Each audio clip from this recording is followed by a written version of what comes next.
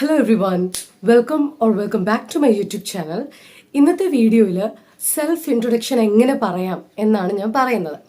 Self introduction നമുക്ക് പല രീതിയിൽ പറയാൻ പറ്റും. ഫോർ എക്സാമ്പിൾ, നമ്മളൊരു ഇൻ്റർവ്യൂവിന് പോവുകയാണ് എങ്കിൽ നമ്മുടെ സെൽഫ് ഇൻട്രൊഡക്ഷൻ വ്യത്യാസമായിരിക്കും.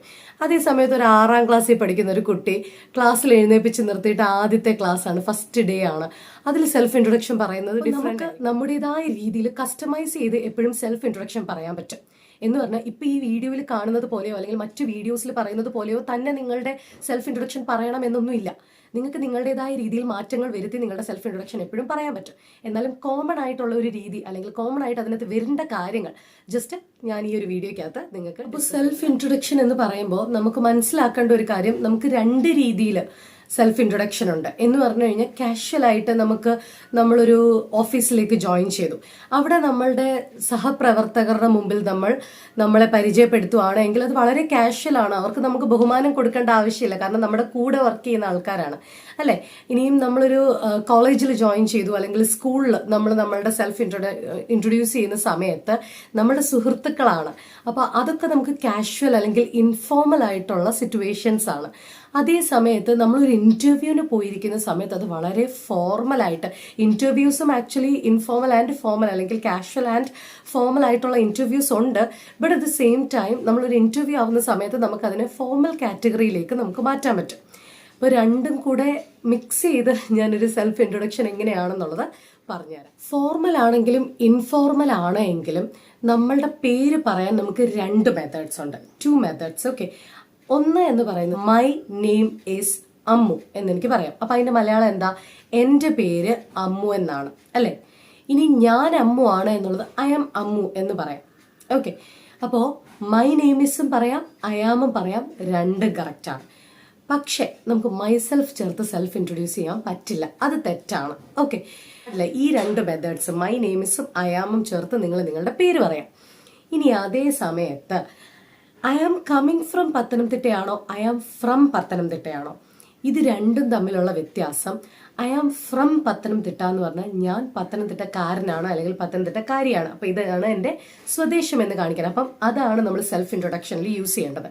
പക്ഷെ ഐ എം കമ്മിങ് ഫ്രം എന്ന് പറഞ്ഞു കഴിഞ്ഞാൽ ഞാനിപ്പോൾ ഒരു സ്കൂട്ടറിൽ ഇങ്ങനെ വണ്ടി പിടിച്ച് വന്നുകൊണ്ടിരിക്കുക, അത് പ്രസന്റ് കണ്ടിന്യൂസ് ആണെന്ന് വെച്ചാൽ ഇപ്പോൾ ഈ സെക്കൻഡിൽ നടന്നുകൊണ്ടിരിക്കുകയാണ്. നമ്മൾ ഇന്റർവ്യൂവിന്റെ മുമ്പിൽ ഇരിക്കുകയല്ലേ, അല്ലെങ്കിൽ നമ്മളൊരു ക്ലാസ്സിന്റെ മുമ്പിൽ നിന്ന് നമ്മുടെ പേര് പറയല്ലേ. അപ്പോൾ ഐ എം കമ്മിങ് ഫ്രം നമ്മൾ പറയരുത്, നമ്മൾ എന്ത് പറയണം? ഐ എം ഫ്രം പറയുക. കോമൺ ആയിട്ട് ഈ ഐ എം കമ്മിങ് ഫ്രമും മൈസെൽഫും ഒക്കെ നമ്മൾ യൂസ് ചെയ്ത് വരുന്നത് കാരണം ഇത് കേൾക്കുമ്പോൾ നിങ്ങൾക്ക് ചിലപ്പോൾ അക്സെപ്റ്റ് ചെയ്യാനൊരു ബുദ്ധിമുട്ടുണ്ടായിരിക്കും. പക്ഷേ നമ്മൾ അങ്ങനെ പറയില്ല, അങ്ങനെ പറയാൻ പാടില്ല. ഐ ആം കമ്മിങ് ഫ്രമിന് പകരം ഐ ആം ഫ്രം ചേർത്തിട്ട് നിങ്ങളുടെ സ്ഥലം പറയും. ഏജ് പറയണോ വേണ്ടായോ എന്നുള്ളത് നിങ്ങൾക്ക് തീരുമാനിക്കാം. ഇപ്പോൾ കുഞ്ഞുങ്ങളാണ്, ഞാൻ 5 വയസ്സുണ്ട്, ഞാൻ 6 വയസ്സുണ്ട്, എനിക്ക് 10 വയസ്സുണ്ടെന്ന് സെൽഫ് ഇൻട്രൊഡക്ഷനിൽ അവർക്ക് ഈ വേണമെങ്കിൽ യൂസ് ചെയ്യാം. പക്ഷെ ജോബ് ഇന്റർവ്യൂവിന്റെ സമയത്ത് നിങ്ങൾക്ക് ഫീൽ ചെയ്യുകയാണെങ്കിൽ നിങ്ങൾക്ക് യൂസ് ചെയ്യാം. ഇനി യൂസ് ചെയ്തില്ലെങ്കിലും കുഴപ്പമൊന്നുമില്ല. അത് നമ്മളുടെ താല്പര്യം അനുസരിച്ച് നമ്മളുടെ സെൽഫ് ഇൻട്രൊഡക്ഷൻ ഞാൻ ആദ്യമേ പറഞ്ഞായിരുന്നു, കസ്റ്റമൈസ് ചെയ്യാവുന്ന. അപ്പം നിങ്ങൾക്ക് വേണമെങ്കിൽ ചേർക്കാം.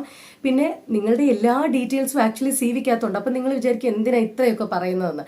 അപ്പോൾ അവർ എക്സ്പെക്റ്റ് ചെയ്യുന്നത്, നമ്മളൊരു ഇൻ്റർവ്യൂവിന് പോയിരിക്കുമ്പോൾ നമ്മൾ നല്ല ടെൻസ്ഡ് ആയിരിക്കും.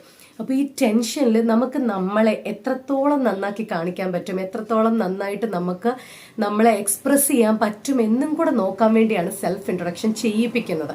അപ്പോൾ ആദ്യം നമ്മൾ നെയിം പറഞ്ഞു, അത് കഴിഞ്ഞതിന് ശേഷം പ്ലേസ് പറഞ്ഞു, വേണമെങ്കിൽ ഏജ് പറയാം. ഇനി ഇന്റർവ്യൂലൊക്കെ ഇരിക്കുന്ന ആൾക്കാരാണെങ്കിൽ നിങ്ങൾ അടുത്തത് എഡ്യൂക്കേഷൻ പറയാം. ഓക്കെ, എഡ്യൂക്കേഷൻ എന്ന് പറഞ്ഞു കഴിഞ്ഞാൽ ഞാനിപ്പോൾ ഡിഗ്രി കഴിഞ്ഞൊരു വ്യക്തിയാണ് എങ്കിൽ I have completed my bachelor's degree in a subject എന്ന് പറയാം. Okay, I am graduate in English എന്ന് പറയാം. നിങ്ങളുടെ സബ്ജക്റ്റ് എന്താണോ അത് നിങ്ങൾക്ക് പറയാം. ഇനിയും നിങ്ങൾക്ക് എന്തെങ്കിലും സാധനം ആഡ് ഓൺ ചെയ്യണമെങ്കിൽ ഐ ഓൾസോ കംപ്ലീറ്റഡ് എന്ന് നിങ്ങൾക്ക് പറയാം, അല്ലെങ്കിൽ ഐ ഹാവ് ഡൺ ചേർത്തിട്ട് നിങ്ങൾക്ക് പറയാം. ഇനിയും I did my graduation in ചേർത്തിട്ട് ഞാൻ ഗ്രാജുവേഷൻ ചെയ്തു എന്ന രീതിയിലും നിങ്ങൾക്ക് പറയാം. അല്ലെങ്കിൽ ഏറ്റവും വാല്യൂ ഉള്ള ക്വാളിഫിക്കേഷൻ ആദ്യം പറയുക കേട്ടോ. അതിനുശേഷം നിങ്ങൾക്ക് ബാക്കിലുള്ളതോ അല്ലെങ്കിൽ അതിന് ശേഷമുള്ളതോ ഒക്കെ പറയാവുന്നതാണ്. ഇപ്പം നിങ്ങൾ ജോബ് ഇന്റർവ്യൂ ഏതിനാണോ കൊടുക്കുന്നത് അതുമായിട്ട് റെലവൻ്റ് ആയിട്ടുള്ള എഡ്യൂക്കേഷൻ ആദ്യം പറയുന്നതായിരിക്കും ഒന്നും കൂടെ നല്ലത്. അപ്പോൾ എഡ്യൂക്കേഷൻ പറഞ്ഞതിന് ശേഷം നിങ്ങൾക്ക് എക്സ്പീരിയൻസ് പറയാവുന്നതാണ്. എക്സ്പീരിയൻസ് പറയുന്ന സമയത്ത് ഞാനിപ്പം എനിക്ക് 5 വർഷത്തെ എക്സ്പീരിയൻസ് ഉണ്ട് എന്നുള്ള വാക്കിന്റെ ഇംഗ്ലീഷ് എന്താ? ഹാവ്. അപ്പം I have 5 years of experience അല്ലെങ്കിൽ 3 years ഓഫ് എക്സ്പീരിയൻസ് ഉണ്ടെങ്കിൽ, അല്ലെങ്കിൽ ഐ എം എ ഫ്രഷർ എന്ന് നിങ്ങൾക്ക് വേണമെങ്കിൽ പറയാം. പറഞ്ഞില്ലെങ്കിലും ഫ്രഷർ ആണെങ്കിൽ പറഞ്ഞില്ലെങ്കിലും കുഴപ്പമൊന്നുമില്ല. ഓക്കെ, ഇനി എക്സ്പീരിയൻസ് ഉണ്ടെങ്കിൽ ഉറപ്പായിട്ടും നിങ്ങളുടെ സെൽഫ് ഇൻട്രൊഡക്ഷനിൽ, ജോബ് ഇന്റർവ്യൂവിന്റെ സെൽഫ് ഇൻട്രൊഡക്ഷനിൽ നിങ്ങൾ അത് ഉറപ്പായിട്ടും ആഡ് ചെയ്യണം. അതുപോലെ നിങ്ങൾക്ക് കിട്ടിയിട്ടുള്ള റെക്കഗ്നിഷൻസ് ഒക്കെ നിങ്ങൾ അതിനകത്ത് ആഡ് ചെയ്ത് വേണം നിങ്ങളുടെ സെൽഫ് ഇൻട്രൊഡക്ഷൻ ജോബ് ഇന്റർവ്യൂവിന്റെ സമയത്ത്. ഇനി നെയിമും പ്ലേസും കഴിഞ്ഞിട്ട് കുഞ്ഞുങ്ങളാണെങ്കിൽ അവർക്ക് എഡ്യൂക്കേഷനോ എക്സ്പീരിയൻസോ ഒന്നും ഇല്ലല്ലോ. അപ്പോൾ അവർ പറയേണ്ടത് മൈ നെയിം ഇസ് അല്ലെങ്കിൽ ഐ ആം പറഞ്ഞതിന് ശേഷം, നിങ്ങൾ സ്ഥലം പറഞ്ഞതിന് ശേഷം I am studying in a standard. ഇപ്പം 4ാം ക്ലാസ്സിൽ പഠിക്കുന്ന ഒരു കുട്ടിയാണെങ്കിൽ I am studying in 4th standard. At ചേർത്തതിന് ശേഷം സ്കൂളിന്റെ പേര് പറയാം. Okay, I am studying in 4th standard at ABCD high school, ഏതാണോ അതിന്റെ പേര് പറയാം. അപ്പൊ അറ്റ് ചേർത്തിട്ട് അത് പറയാം കേട്ടോ. നമുക്ക് ഫസ്റ്റ് ഹാഫിൽ വരുന്നത് എന്തൊക്കെയാണ്?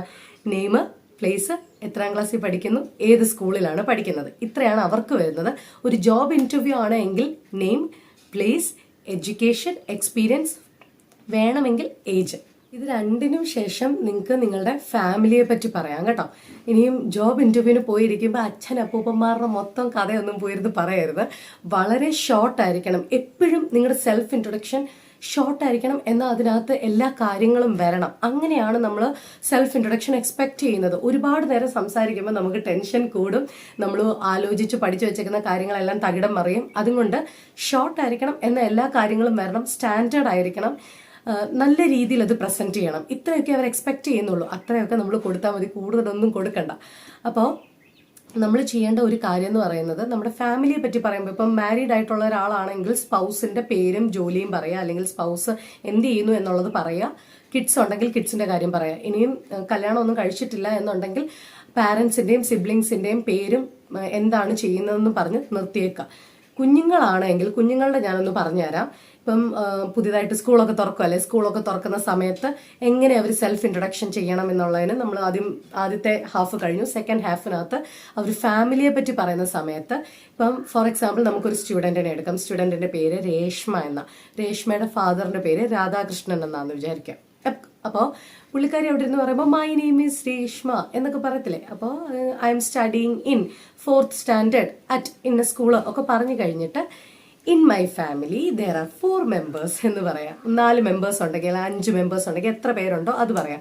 എൻ്റെ ഫാമിലിയിൽ 4 അംഗങ്ങളുണ്ട് അല്ലെങ്കിൽ 5 അംഗങ്ങളുണ്ട്.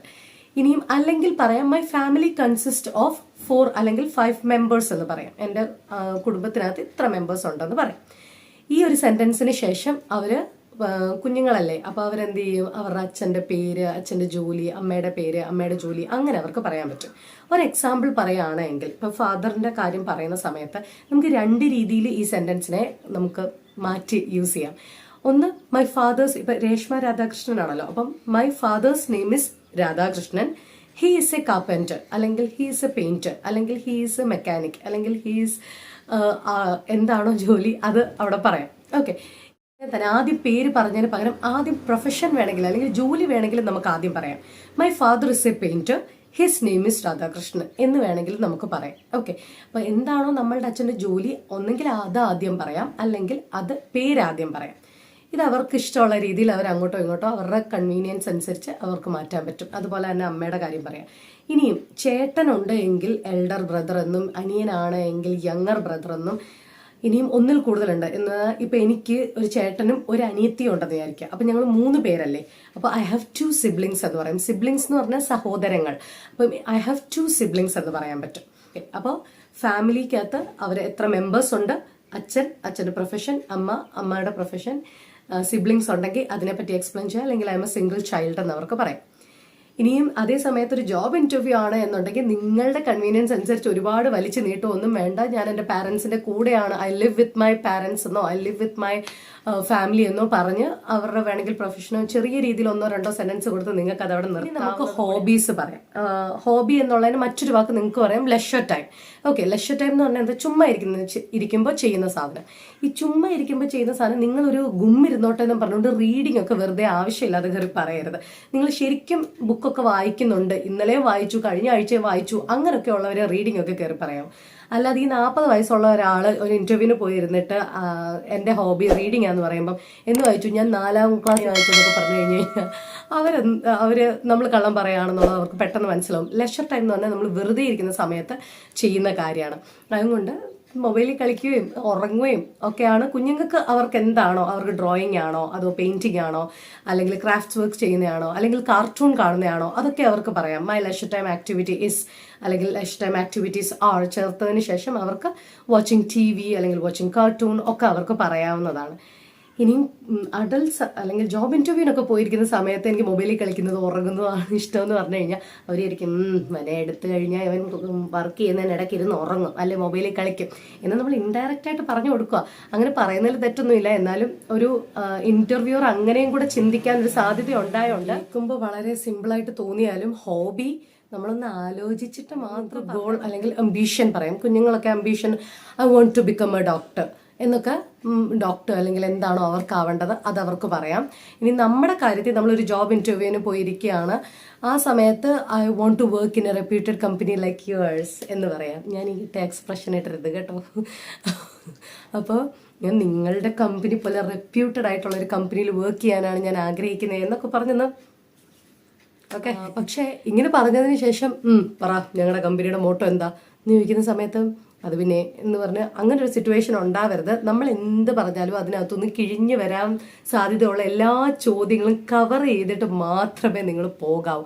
ഇന്റർവ്യൂവിന് പോകുന്ന സമയത്ത് എന്തൊക്കെ കാര്യങ്ങൾ ശ്രദ്ധിക്കണം, എന്തൊക്കെ കാര്യങ്ങൾ പഠിച്ചിട്ട് പോകണം, ശരിക്കും സെൽഫ് ഇൻട്രൊഡക്ഷൻ എങ്ങനെയാണ് ജോബ് ഇന്റർവ്യൂവിന് പോയിരിക്കുന്ന സമയത്ത് കൊടുക്കേണ്ടത്, ഇനി ഇങ്ങനത്തെ ക്വസ്റ്റ്യൻസ് വന്നാൽ എങ്ങനെ റെസ്പോണ്ട് ചെയ്യും, അങ്ങനെ എന്തെങ്കിലും നിങ്ങൾക്ക് ഡൗട്ട്സ് ഉണ്ടെങ്കിൽ ഈ വീഡിയോയുടെ താഴെ കമന്റ് ചെയ്യുക. ഈ വീഡിയോയുടെ ഒരു സെക്കൻഡ് പാർട്ട് എന്ന രീതിയിൽ ജോബ് ഇന്റർവ്യൂസിന്റെ ക്വസ്റ്റ്യൻസ് ആൻഡ് ആൻസറിങ് എങ്ങനെ ചെയ്യാം, എന്തൊക്കെ കാര്യങ്ങൾ പ്രയറായിട്ട് പ്രിപ്പയർ ചെയ്യണം, ഈ കാര്യങ്ങളും അതുപോലെ തന്നെ എങ്ങനെ റെസ്പോണ്ട് ചെയ്യണം, ഇപ്പൊ എനിക്ക് അറിയാത്തൊരു ചോദ്യം ചോദിച്ചു എങ്ങനെ മറുപടി പറയണം, ഈ കാര്യങ്ങളൊക്കെ ഞാൻ അടുത്ത വീഡിയോയിൽ പറഞ്ഞുതരാം.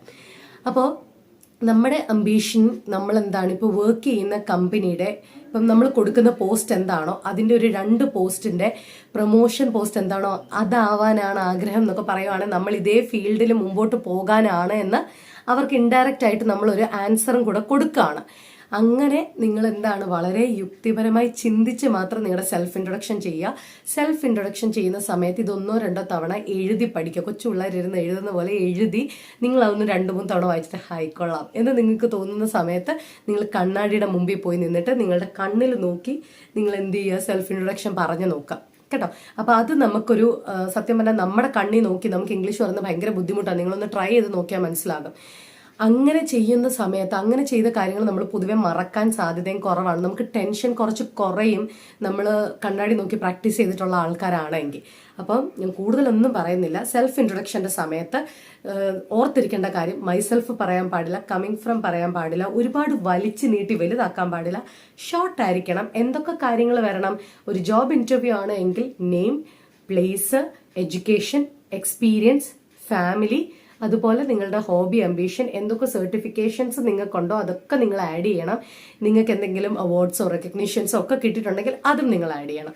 ഇനി ഒരു കുഞ്ഞുങ്ങൾ സ്കൂളിലൊക്കെ പോയിട്ട് പുതിയ കൂട്ടുകാരെയൊക്കെ പരിചയപ്പെടാനാണ് എങ്കിൽ പേര്, name, place, class, school, family, hobby, ambition, ഇത്രയും കാര്യങ്ങളേ ഉള്ളൂ.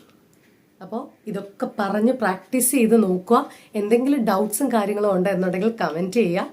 പിന്നെ നെക്സ്റ്റ് പാർട്ട് വേണമെന്നുണ്ടെങ്കിലും കമൻറ്റ് ചെയ്യുക. അതനുസരിച്ച് നമുക്ക് നെക്സ്റ്റ് പാർട്ടും നോക്കാവുന്നതാണ്.